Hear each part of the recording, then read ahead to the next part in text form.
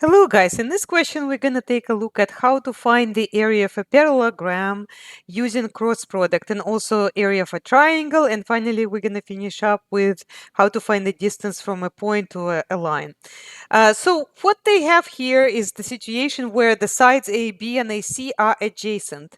And so how do you construct a parallelogram with adjacent sides AB and AC? So I'm obviously not going to draw the actual points, but I'm just going to, so you can visualize how that would look like. Let's say these are your points A and B. So if you connect them, you get a vector AB, and then you got another vector AC. So these sides are adjacent. To find the fourth vertex of this parallelogram, what you need to do is, first of all, you would need to draw a line that would start where C ends and it's parallel to AB. So it looks like that what the angle was like 30 degrees, right? Something like that. So I'm going to draw a line parallel to AB. And then I will also going to draw a line parallel to AC at where B ends. And then wherever these two things meet, that would be the fourth vertex of the parallelogram, and we're going to call this point D. So to find the area of it, what you need to do, as we know from theory, is that you're supposed to find the cross product of AB and AC and then find its magnitude. So let's see if we can go through the steps. So first of all, let's find AB. So the way we do that, we subtract the coordinates of the initial point from the terminal. So this would be like 0 minus 3, then it would be 1 subtract negative 1, and then it would be 4 subtract 2. So let's see what we get. So we get negative 3, looks like we got positive 2 and 2. Okay, so that's AB. Now let's take a look at AC. So here we are subtracting coordinates of A from C. So this is negative 1 subtract 3. Then we got negative 1 subtract negative 1. And then we got 0 subtract 2. So simplifying that, that looks like that's negative 4. This is negative 1 plus 1, so that looks like a 0. And then this is negative 2. Okay, so that looks right. All right, so next we want to find the cross product. So the way we find the cross product is we're going to form a determinant with I, j, k being the first row, and we'll call this vector W, and AB being the second row of the determinant, and then AC being the last row of the determinant. And let's see if we can find it. So the way you do it is you take the I, and then you're going to cross the row and the column where I is, and then find the determinant of the resulting matrix. So this would be multiply the diagonal elements first. So that would be 2 multiplied by negative 2, and then subtract the product of the other two numbers. So that would be the ith component. Then the jth component always comes with the negative, so you need to remember about that. And then imagine crossing out the j. So then compute the determinant of the resulting matrix. So this would be negative 3 multiplied by negative 2, subtract 2 multiplied by negative 4. Okay, and then finally the kth component is obtained by crossing out. Okay, let me use maybe orange color. So I'm crossing out the row and the column where k is. So then I will get negative 3 multiplied by 0, subtract 2 multiplied by negative 4. Okay, so at this point, it's just a little bit of math here. So this looks like that's negative 4. This looks like that's positive 6. And then plus, this is 8. So that would be 8 plus 6 is 14. So this looks like negative 14j. And then over here, that's plus 8k. Now, I'm supposed to check my work. So anytime I'm computing a cross product, I always check my work. So how do I do that?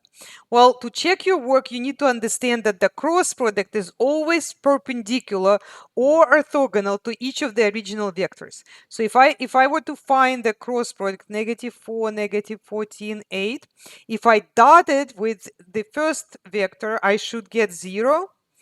So do I or not? And then I do the same thing again, take the cross product answer and dot it with the second vector and see if that's going to be 0, yes or no. So let's go ahead and see if we can just put a calculator side by side. If I have it right here. Okay, so the dot product is computed by just multiplying the corresponding elements and then adding up the results. Okay, so that's 0. That's good, but we also have to check the other one. And that's 0. Okay, so that tells me that the cross product answer is correct. Okay, so that's good.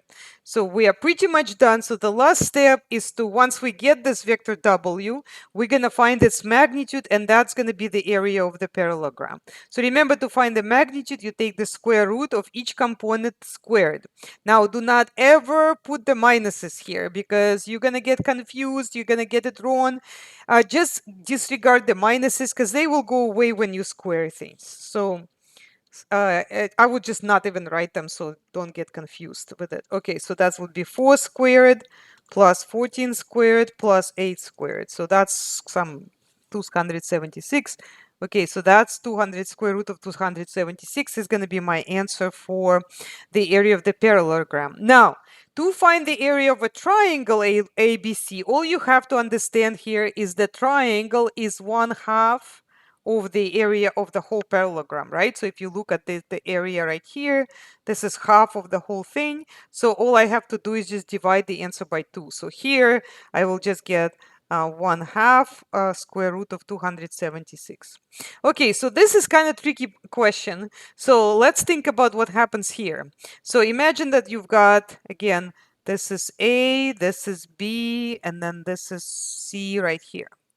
Okay, and I am trying to figure out the distance from point B to the line AC.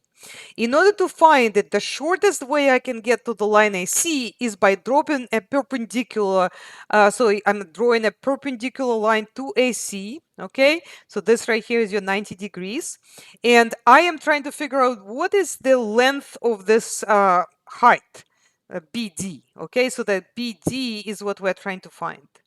Okay, so in other words, the distance from B to D.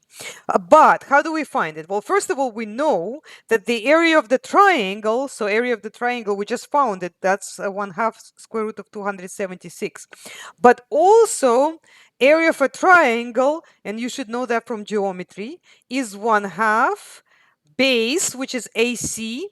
So by AC, when I don't write the arrow on top, that just means the length. So instead of putting a magnitude and then the arrow, I just have a short way of writing it without the arrow. So that just means length of it. So it's going to be 1/2 base of the triangle, which is AC, multiplied by the height. And the height is BD.